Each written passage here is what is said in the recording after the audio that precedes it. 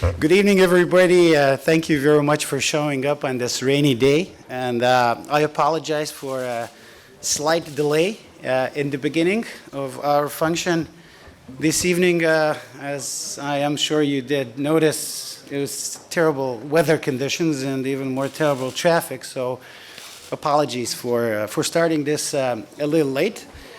Welcome to yet another function of the Center for International Relations and Sustainable Development. I'm sure that most of you do know our mission of trying to bring Serbia closer to the world and world closer to Serbia by building bridges of understanding, by bringing interesting topics and interesting interlocutors to the distinguished Belgrade audience.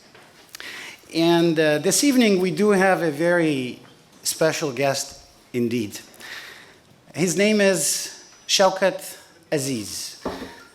He's one of the most respected and well-recognized elder statesmen of the world. I'm younger than you. Which doesn't mean that one cannot be an elder statesman at the young age. He's an enormously wise and knowledgeable man and a true gentleman. He had served in the highest offices in the world in both public and private sector.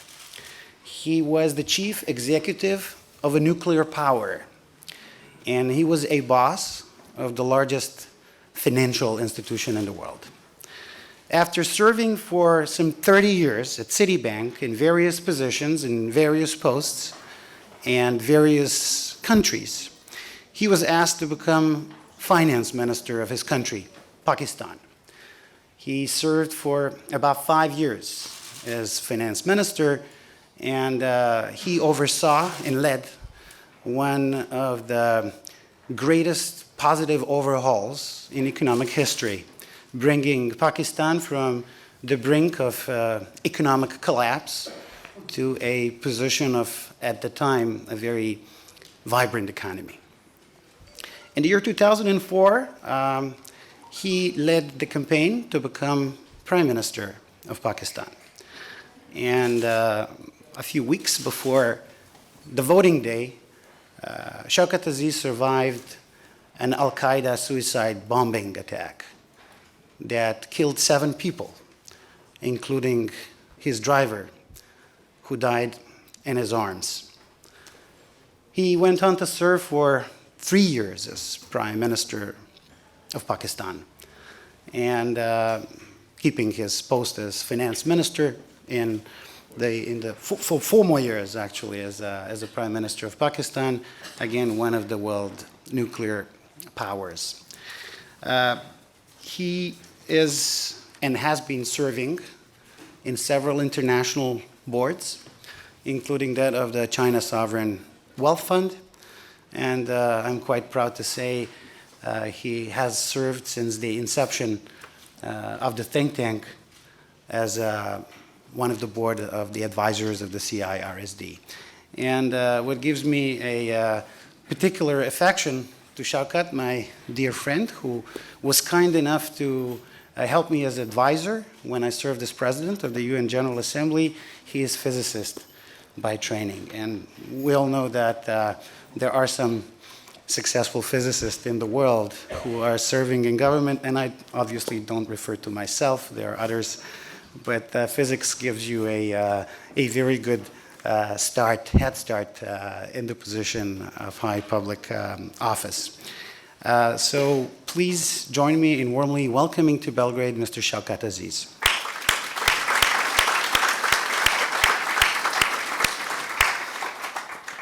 The reason why we're here is that we are launching the latest issue of our think tank's journal, our quarterly journal of foreign affairs that is called Horizons. It's the 13th issue, and so far we've been privileged to publish exclusive pieces from several heads of state and government, dozens of ministers around the world, Nobel Prize winners, other leading world intellectuals. And the main topic of the latest issue of Horizons is probably one of the most consequential topics of our lifetime. And the relationship between two great powers, relationship between the United States and China. And it has never been easy when the world power number two starts getting very close to world power number one. Recently, Graham Allison of Harvard University wrote a famous piece that steered a lot of discussion about the modern Thucydides trap. He very provocatively branded it the inevitable conflict. Now, is the conflict really inevitable? Is it something that we need to be aware of in terms of security issue of our times? Certainly economic ones. But I'm going to start off our debate by asking our friend, Shaukat Aziz, a question. Shaukat, do we live in a Cold War? And if not, are we going to live in our lifetime in a new Cold War? Do we live in a Cold War? Sorry. I don't think anybody has any doubt that there are different power centers in the world. Ladies and gentlemen, first of all, let me say that, how delighted I am to be here today. And I've been to Belgrade a few times. And every time I come, I enjoy my visits. Today I have to sing for my supper, which I will. And back to your question. We agreed when we were coming here that last thing we want to do is give prepared speeches. Many of you are tortured by them periodically. So the best thing is to have a Q&A session. And that's what we'll have today. So your question, or the one area you want me to comment on is... Cold War. Do we live in a Cold War? The answer is yes and no. The world is huge. If you're talking about a Cold War between the giants of the world, there is enough evidence that there is an element of Cold War going on. It never ended. The degrees vary, and sometimes they are in love, sometimes they are upset with each other. But the fact is that when there is in the world a quest by countries to have control and influence and to drive their policies and their thinking forward, if everybody doesn't agree, you will find tension building. So that's one reason you see the Cold War between, say, the Soviet Union and the United States, with China and the the United States. It is also, it's what I would call a love-hate relationship. Love because, say, on certain issues, like North Korea, there's been a very good dialogue, and that we have seen some results out of it. It's still not over.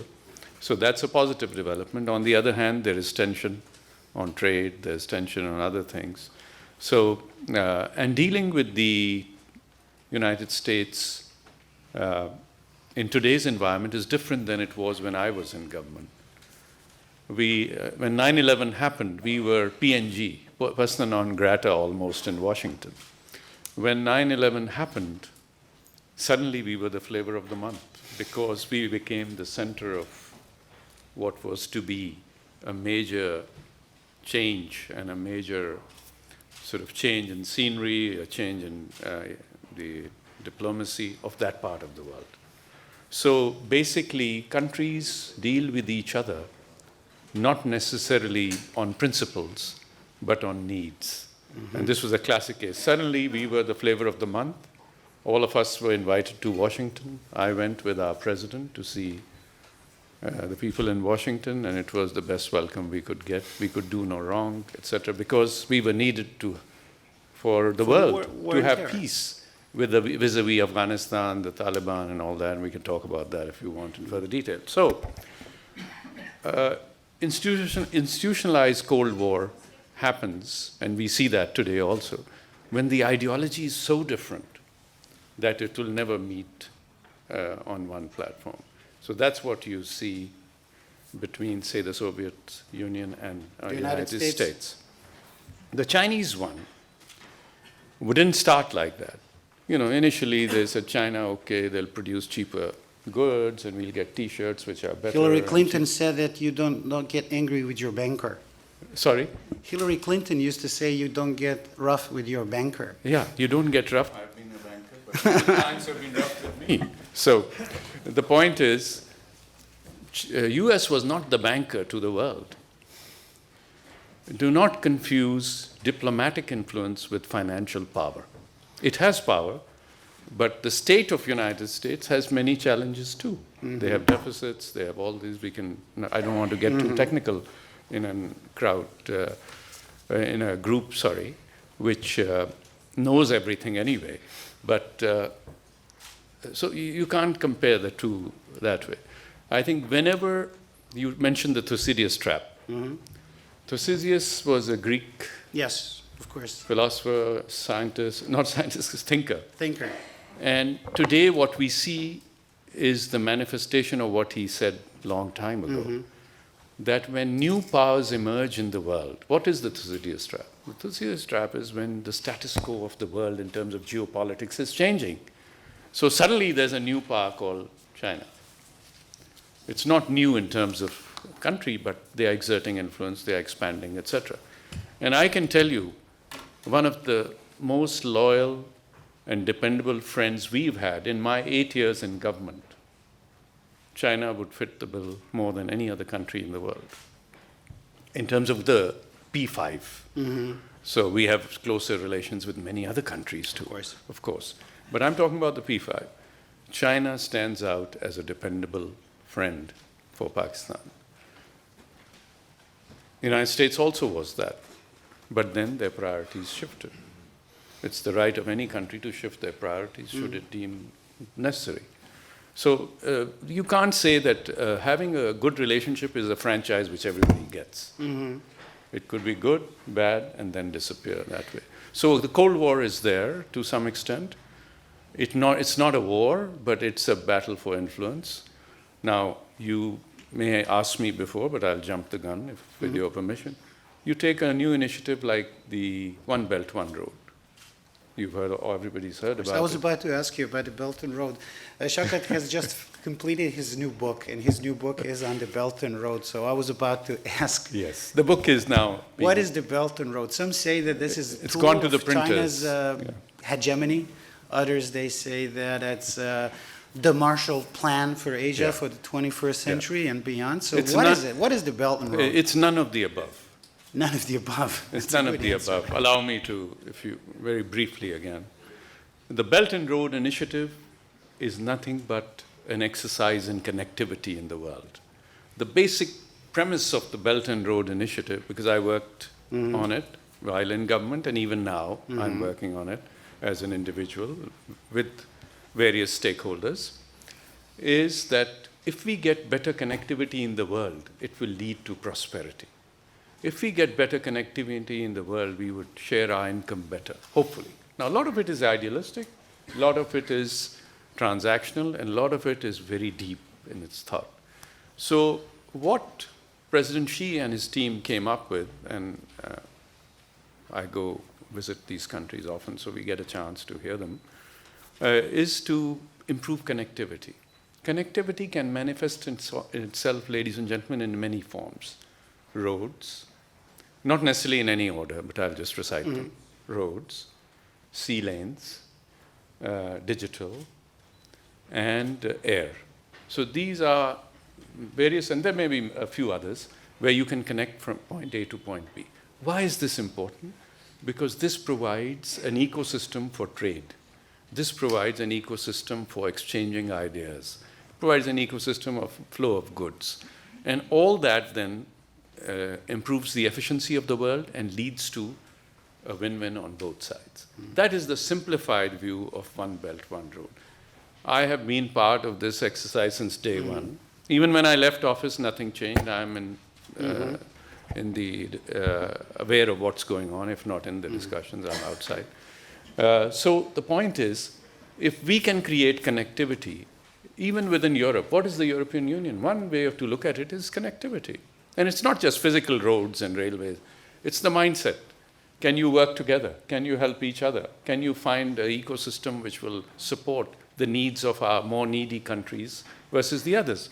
And when there is difference of income in the countries next to each other, you will have migration, you will have crime, you will have all these things, because people from one area who don't have enough will go to the other part. And no matter what walls you build, you can't stop it. So that's obviously... So that's really the concept, is to give you an opportunity to improve your economy by finding new markets, by more access to markets. And if you can do that effectively, not all countries will be able to, then you benefit, because that export of goods and services will bring more equity into the country. So let me lastly say that it's not just goods. Even if a country opens up its borders for our labor to work there, you look at how much money we get from the Middle East, Pakistan, millions and billions of dollars every year, even today, because they have provided connectivity to our labor. They say, okay, if you have these qualities, you get a job now. Because we are expanding, we are growing our infrastructure, we need people. Not permanent residents, not migration, but strictly transactional labor. So there are a lot of forms of this. So let me ask you a question. This is obviously a bright side to this, and creating connections and making bridges, proverbial and real bridges, is, why bridges are good is obvious. So why do you think that some countries, let's say the United States, are so vehemently opposed to it, and they're not even hiding their displeasure with the Belt and Road concept? Okay, I've had this discussion with friends in the United States. As you know, I sit on a few boards there of some of these think tanks. And I think they view this as a means to changing the balance of power in the world. Changing, that doesn't mean, say, the United States will lose its influence, not at all. But there may be other players. And this is again the Thucydides trap in a different form, that the P5 had one big member, United States, and one big member, Soviet Union. All the others were there, and then China was sort of emerging, but it's still emerging. Sure. So now, that balance is being sort of threatened a little bit. That being the case, you get a reaction. And having talked to the Chinese leadership myself very often, and the US leadership less often, I would say that the Chinese leadership has no intention of controlling the world or anything like that. They just want prosperity for their people and for their neighbors too. So it's as simple as that. But you mentioned that digital is, for example, a very important dimension of connectivity. And of course, everything is getting digital, and we're talking about the fourth industrial revolution, and it becomes increasingly obvious that the key niche of how quickly or how efficiently one can build prosperity in the world is going to be in the high-tech domain. Now, we have here a very controversial, a very touchy situation with one of the largest Chinese companies, which is Huawei. And we all know that the vast parts of the world are now getting into the modernization. They're rolling out the new technology, the 5G technology. And the United States have come up with this view that somehow security is going to be challenged in the countries that lay out Chinese technology for 5G, in a sense of this opening the door to China of this sort or that sort. So I was recently in Singapore, and I talked to their leadership. So we talked about the laying out of the 5G network in Singapore, which is one of the most technologically advanced countries in the world, one of the first where the 5G network is going to be rolled out. So basically, they have already started working with Huawei. Now, Singapore has a very peculiar security situation and relationship with the United States, and they're coming to them and they're saying like, look, it's your choice. You can choose to work with whoever you want, but please know that if you do this step with China, then there will be no more sharing of intelligence and security information. In other words, countries, it looks like countries are going to be forced to choose one or the other. Number one, do you really think that it's going to come down to having to make a choice? And if presented with such choice, what do you think is going to be the response of Asian countries, for example? I think each country will be different. I've lived in Singapore only for 3-4 years. It was the headquarters for Asia for Citibank, so I know some of the leadership there. My own view is that the desire to control your information and your flow of information is a right of any country. And if there is any level of discomfort that that will not happen, then there's a cause for concern. My own view is that Huawei is no different than many of the other big telephone companies or telecommunication companies. And they are not that foolish that they will use or compromise their growth potential by doing anything which is not proper, i.e.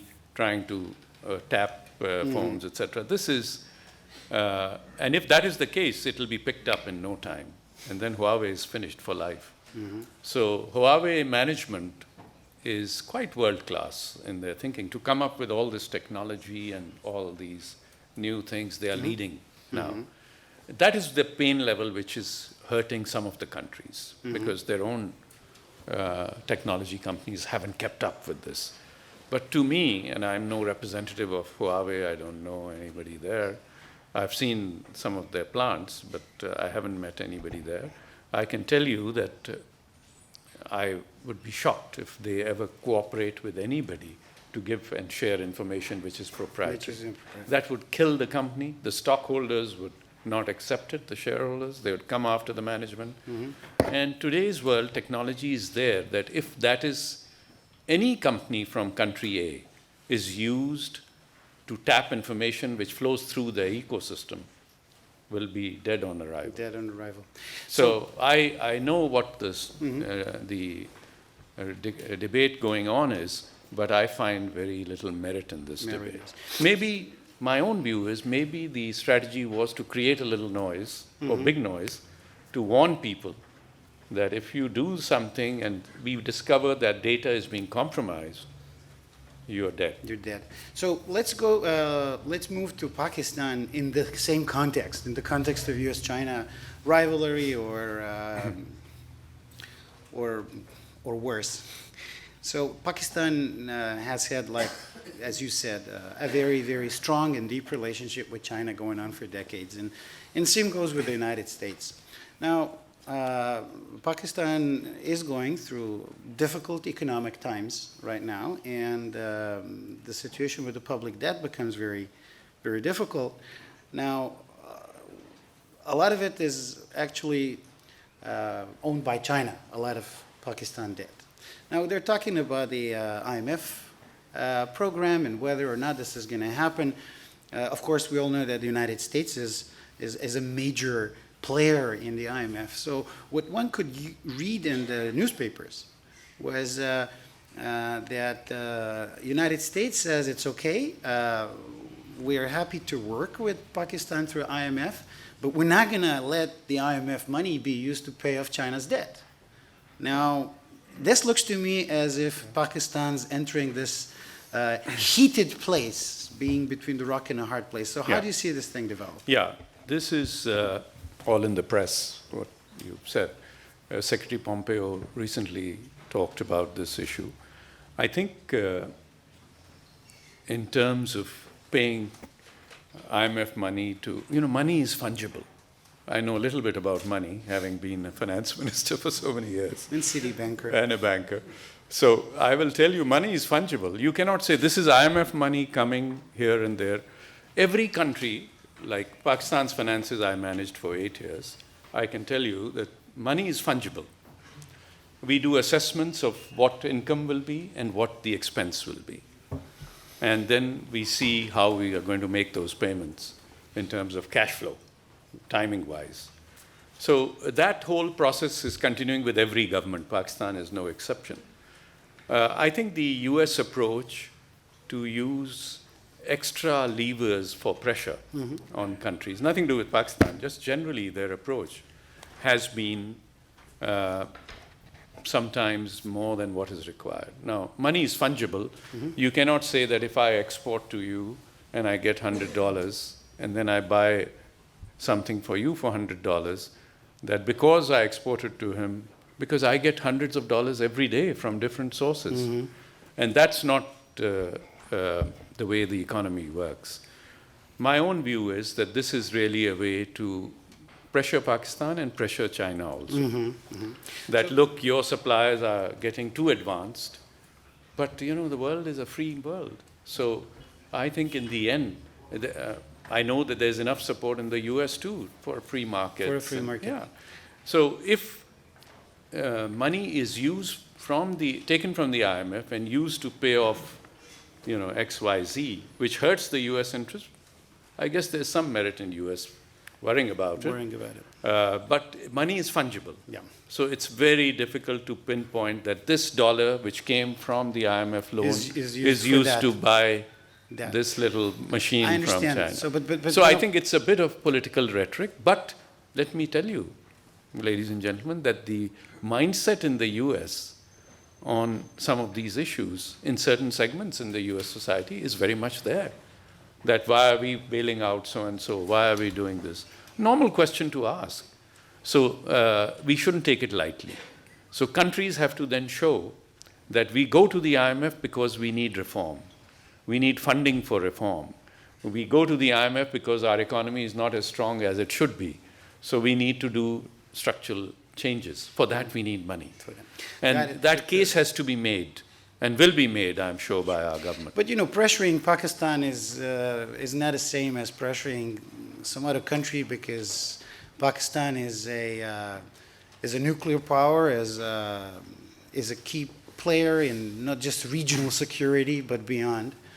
So let me go on to something that really shook the world a few weeks ago, which is something not unknown to you. It happened in your time as well in 2001, but many times also in the past since 1947 onwards. And this is the relationship between India and Pakistan, two nuclear powers, and the only nuclear powers that have this sort of a relationship that from time to time a situation comes up, like a few weeks ago when planes start being shut down, and the situation can really overflow in a millisecond. So what's your take on this bilateral relationship? I know it's a tricky question.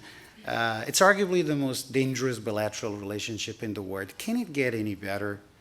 Is there a solution for not just Kashmir, but is there a solution for a stable India-Pakistan relationship?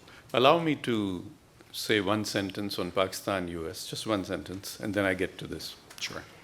To show you complexity of relationship between countries.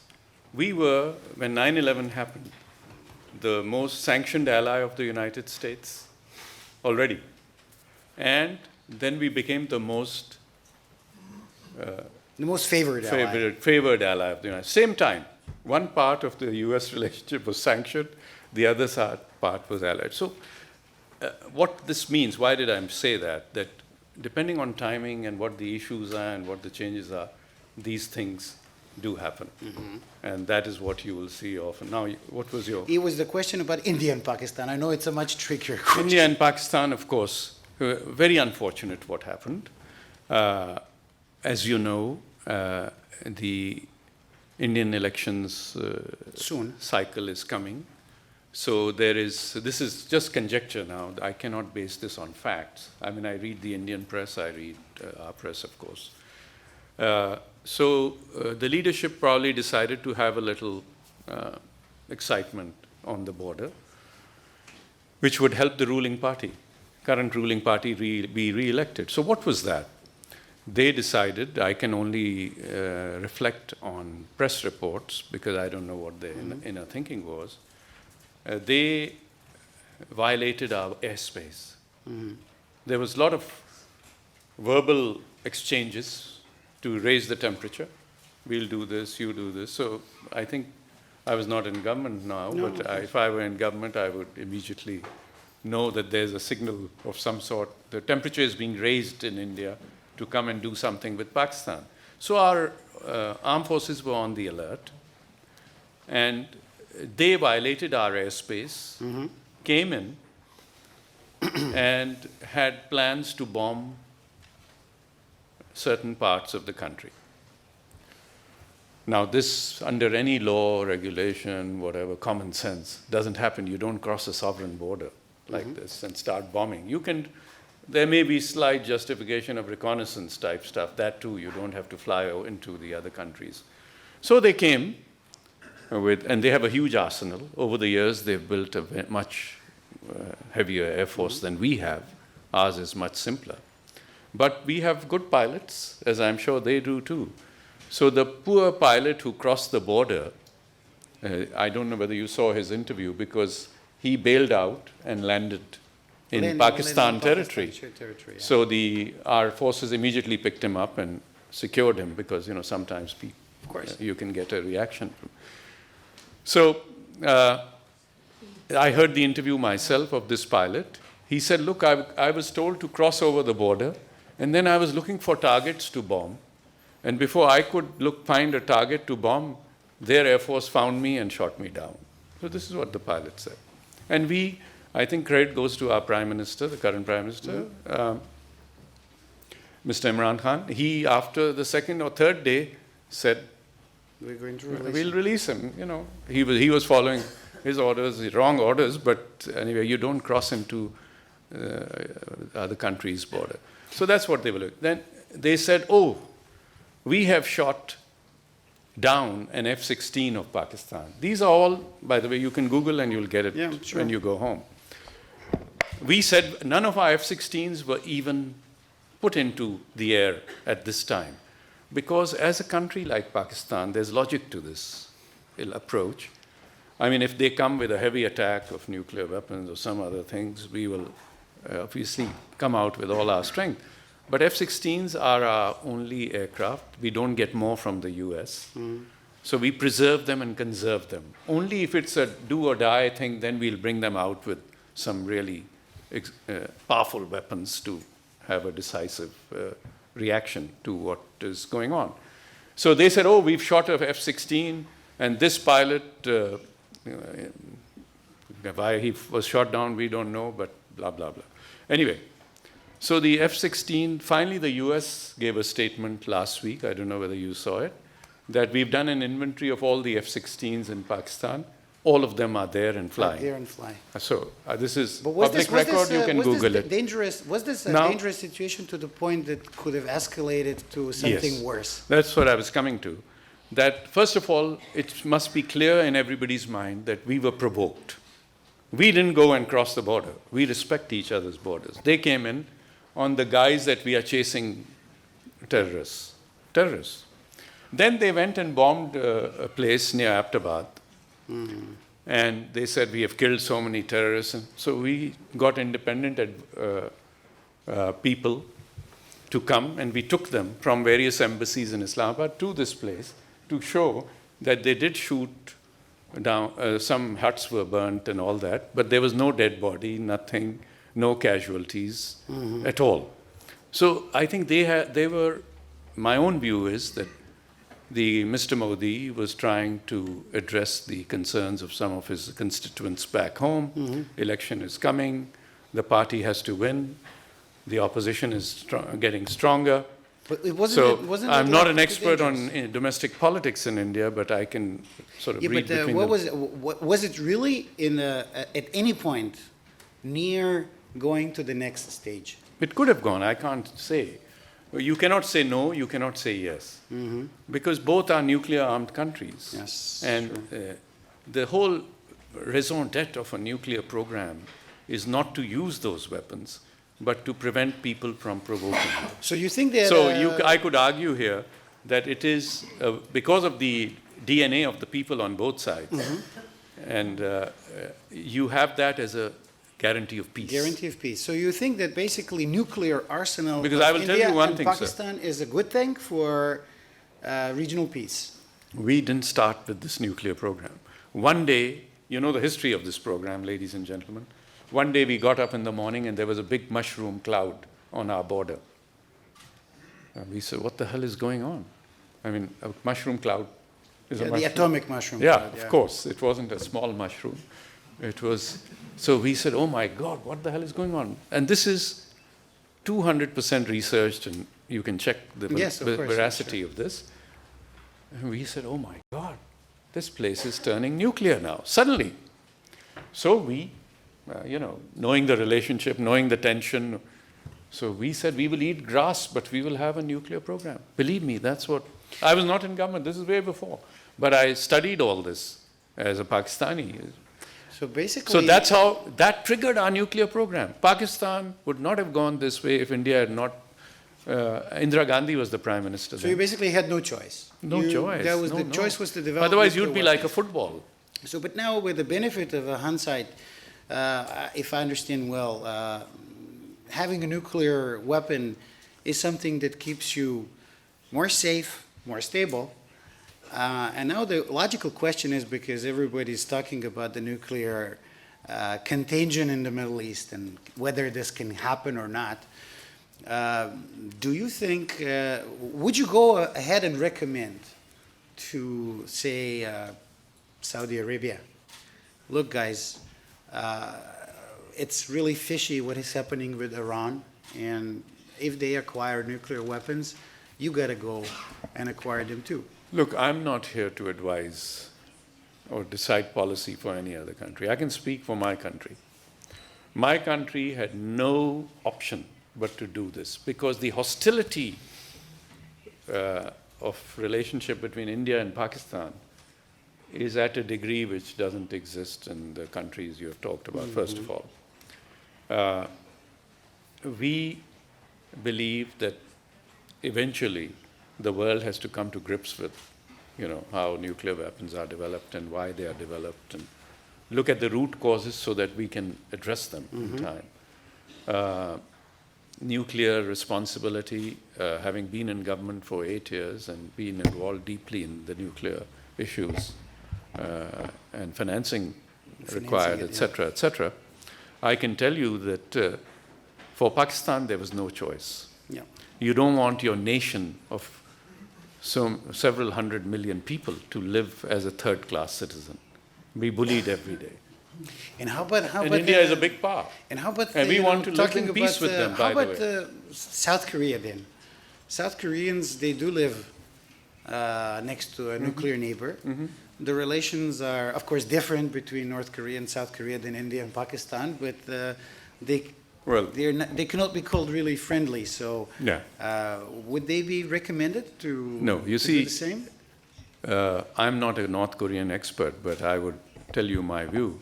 North Korea's nuclear program is there to protect the regime as a quid pro quo for other things. In our case, it has nothing to do with protecting the regime. It is to ensure peace. Because if the balance between India and Pakistan goes very tilted and skewed, you could have some serious reaction coming. The North Korean situation is one country divided, one ruler with some basic mechanism to keep himself in power. There's no such thing. Governments come and go in Pakistan all the time. The nuclear program is not even mentioned as a campaign issue or nothing. It is there to prevent us being kicked around by a neighbor who is much more powerful, and no nation worth its salt will allow itself to be pushed around. Yeah. So this is a guarantee. We don't want to, even in the reaction to all this latest skirmish you talked about, we were cool. We did not threaten anybody. We said, look, we caught your guy.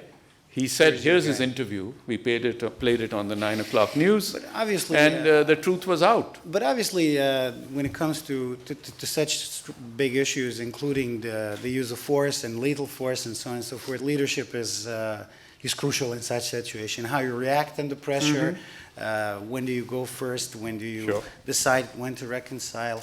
And this is a question that I asked a lot of your predecessors here as a guest of the CIRSD. Do you believe that the current world is suffering from a lack of leadership? Would you count this as one of the weaknesses of the contemporary era? Generically, without targeting one area or one part of the world, it is my humble view that we do have a leadership issue in the world. Leadership is in short supply. However, having said that, I'll hasten to add that the complexity of issues now in the world are also have increased in complexity. Thirdly, bodies in the world which are meant to create peace and harmony, say the United Nations, and I must say here that I was more involved than the average person in UN affairs while in office, because Secretary General Kofi Annan, then the Secretary General, set up a commission of 6 people to look at the UN, and he selected 6 serving prime ministers. I was privileged to be one of them. And we worked for days and hours to try to come up with various scenarios to make the UN role effective in a war prevention mode and all that. So I think those reports are somewhere in the archives of the. You remember you were. I read them carefully when I was running for office. And he said these 8 people were selected, who have to be serving prime ministers, not retired or anything. So we were all pulled from our jobs, and we used to travel every month to New York to do this. Anyway, those reports are available with the Secretary General's office, and you. But do you think that was the era when you had stronger leadership in the world in comparison to the leadership today? Well, it's all relative. What is stronger and what is weaker depends on what the mood in the world is. And the same person can be very strong if the winds are in their favor, and can appear some flimsy if winds are not in. Very difficult to sort of. Yeah. However, we must know that there are the permanent members of the Security Council, and there really 2 matter, no disrespect to the other countries. United States and Russia, and now China coming to 3. The others have a role, but Europe has its own challenges, and their own sort of in the European sphere. They have serious issues of what EU is, what Europe is, how it will go, how it will not go. I don't want to get into that, but to say that. The world needs to resolve this Europe issue. Europe is a very important part of the world. But it looks from the outside as a messy place right now. At the moment. And especially if like you, So someone it's lives in crying out. London. Yeah. If somebody lives in London, then it's easier to make a case that there are problems. So Big problem. I cannot but ask you about Brexit. And first of all, do you think that Brexit is going to happen in the end of the day? I think even the best bookies don't know. No. But it's an issue because a couple of I'd be years the ago- last guy to know. But I think all I can say as somebody who lives in London, that the dragging of this process out the way it is hurting Europe a lot. Because when you create such uncertainty, the countries which are in the mainstream get really up, their ecosystem gets all out of whack. So whatever they have to decide, they should decide and move on. Well, this seems to be quite opposite as to what is currently happening. They're just That's kicking why I down think the it's road. cause for concern. And what about? I mean, I don't want to comment on individual leaders. No, not on leaders. I'm a guest in that country. Not leaders, but would you have expected that the deadline of 29th of March, which was the initial deadline for Brexit, at the time when they announced it, at the time when they launched the Article 50 to leave, Did you have any suspicion that the deadline is going to come and go and that the step would have not been made? There were many who felt that that would happen. I'm not the expert. I didn't really spend too much time thinking about it, to be honest. I have many other parts of the world. Other parts of the world to but worry about. having talked to our friends in Brussels, once or twice a year I go there, and we meet with people in the commission and all that, just for my own. I go just for my own education, but I wouldn't consider myself an expert on that.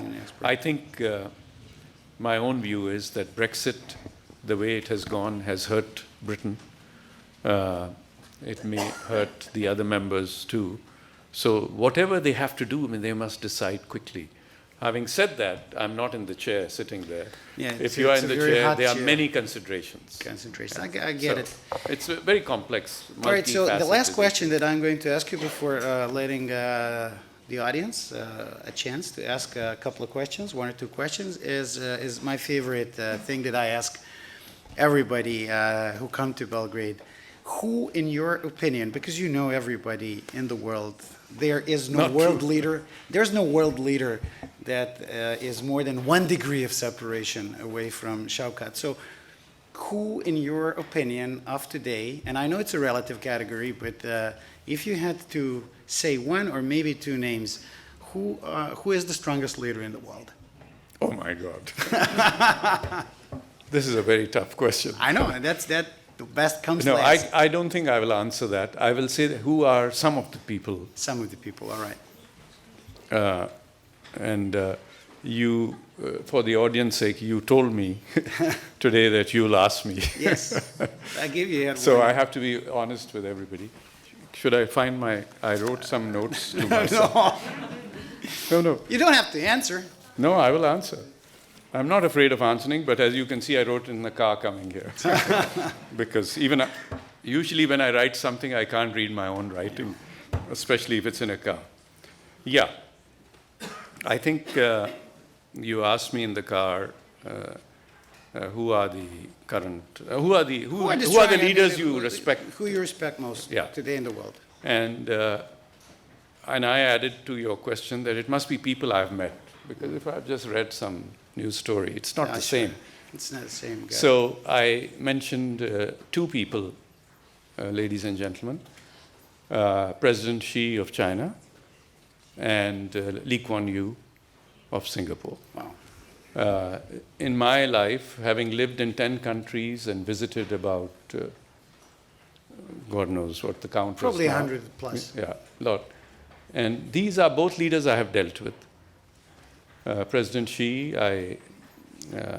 he came to office when I had left office, but he was kind enough to give me time, and we got an opportunity collectively with other people and sometimes individually to see him.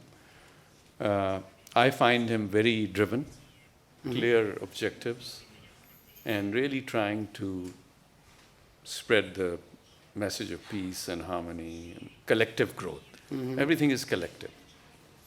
LKY, Lee Kuan Yew, I lived in Singapore, so I had the privilege of seeing him more than some of the other leaders, was an exceptional leader in my case. Hands-on. You could discuss finance and economy issues, he would be on top. You could discuss social issues, he would be on top. He had a view on everything and unprepared totally. Session like this, you could ask him anything about anything and he would give you coherent answers. And Singapore, while a city-state, still did, they have a brand in the world much more than the size of the country. President Xi's, of course, the brand is also very important in the world, but the country has, it's a global player. Singapore is a local player or regional player. So these are two. Well, thank you very much, Shaukat, for this. And now I'm going to let the audience ask two questions because we have a second panel this evening that will get us dive into the Balkans. So who wants to ask a question? Over there, please. They should identify themselves. And please identify yourself. Well, good evening. My name is Stefan Vladisaljev. I am from Belgrade Fund for Political Excellence, NGO organization here from Belgrade, one of the organizers of Belgrade Security Forum also. I would like to touch upon the topic of Belt and Road Initiative for just a little bit, because when you're doing some research and when you're listening to the discussions regarding Belt and Road, there is a certain tone coming, especially from the countries that are maybe not involved in the Belt and Road at the moment. Well, while most of the countries feel consequences that are mostly positive, and there are some connectivity and some prosperity going on, one can discuss that there are also some bad consequences coming with involvement in doing business with China. We had cases of Djibouti, and we had case of Sri Lanka giving ports to the China. So on one side, there are a lot of good consequences coming to countries involved, but what are your comments regarding some of the bad ones? Yes, I will. I haven't studied the Djibouti situation, but on Sri Lanka, I did some research on the web, which was available. You know, when you sign an agreement with another sovereign country, or with anybody for that matter, my advice to all the countries is please understand what the hell you're signing. And what happened in Sri Lanka is I don't think the government fully appreciated all the nuances of what they had signed. Having said that, when things got a bit rough and the political situation changed in the country, the government incumbent there was people in the opposition used some of the deals they had done to put them under pressure. So the deal cratered, and at the end of the day, remember one thing, no country from outside the country can come and take away your port physically. Whatever is built and done is a national asset of that country. I don't care who owns it, but the actual physical port cannot be taken out and say, let's go. So perhaps the gap there was that the Sri Lankans did not use all the expertise, which could be, they should have had a good financial advisor telling them this is what you're doing, this is what these covenants mean. And maybe on the other side too, they were not explained to their client in this case, that this is what could go wrong. But what we don't talk about is the many successes which have happened already in many parts of the world. Bad news travels, good news doesn't. Even in Pakistan, we have projects which have been completed. Gwadar Port actually started when I was Prime Minister. And there was no such problem like Sri Lanka. We did the deal. The port is there now functioning, and we have phase 2, phase 3 coming now, because it's at the mouth of the Gulf. So that's why we are developing that port. Now, commercial disputes or implementation issues will arise, but it does not take away anything from the concept. Is there a policy by country A or any country to really do what is not required or which is not? So the answer in my mind is no. What went wrong is Sri Lanka should have hired a very good professional firm, a banker or something, to negotiate these deals. And those format of the agreement I have read myself. So it was an issue of understanding and then misunderstanding, as the case may be. Thank you. So I think the lesson here is know your facts, get the best advisors, lawyers, bankers, etc., to tell you what you are getting into. And not every government has the luck or the opportunity to have world-class people sitting in these places. So that doesn't mean you shouldn't do it, but get the right advice. And if you try to shortcut that, you will have situations like this. I think both sides have learned, and some sides have learned much more than the other, but the fact is that if a port is built properly, the other things can be worked out. The key is to get revenue into the port, i.e. goods and services, so that you create more linkages with the rest of the world. And Colombo is very well located because it's right at the tip of the Indian subcontinent. Thank you. Thank you very much, Shaukat. I'm going to let one more question. I have this. Thank you. Good evening. My name is Christina. I'm a journalist. And I would like to thank you, first of all, for having us here tonight. I would like to ask you one very simple question. Like, we know that China is obviously one of the greatest civilizations in humankind history. But are we to fear from China's economic and military imperialism, since we don't have a track record of their imperialistic pretensions so far in human history, since this giant is clearly wide awake now? Thank you. First, thank you. Very good question to close the evening. Let me say, first of all, any country, your country, which country are you from? Sorry? Which country? We're all from Oh, you're Serbia here. Okay, sorry, I didn't know.